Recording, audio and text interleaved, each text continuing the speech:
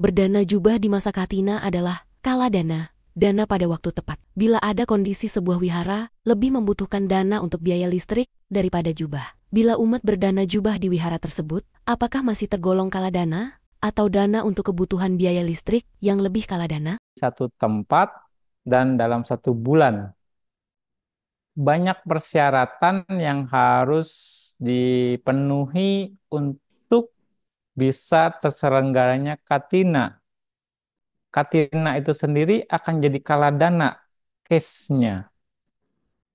Kebutuhan listrik yang lain pun itu pun kaladana. Jadi ada 2 kaladana sebenarnya.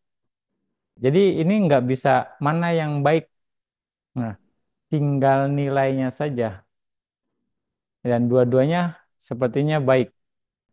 Ketika persyaratan Katina itu terpenuhi, misalnya ada biku yang berwasa di sana. Lalu biku tersebut menyelesaikan masa wasanya dengan baik, nggak ada gangguan. Ya. Lalu biku itu pun menyelesaikan prosedur winaya untuk penyelenggaraan Katina itu sendiri. Artinya bikunya melakukan pawarana di akhir masa Katina. Lalu Katina ini pun atas inisiatif umat, bukan bikunya yang meminta. Ya, lalu harus mengundang sangga, harus hadir minimal 5 biku di acara Katina tersebut. Ya, lalu jubah diberikan kepada sangga dan sangga memutuskan siapa yang berhak untuk mendapatkan jubah Katina. Lalu melakukan prosedur kamawaca dan akhirnya biku tersebut ya menyebarkan Katina itu. Jadi udah berapa banyak tuh persyaratan yang harus terpenuhi. Ketika itu terpenuhi semuanya, itulah terjadinya kaladana.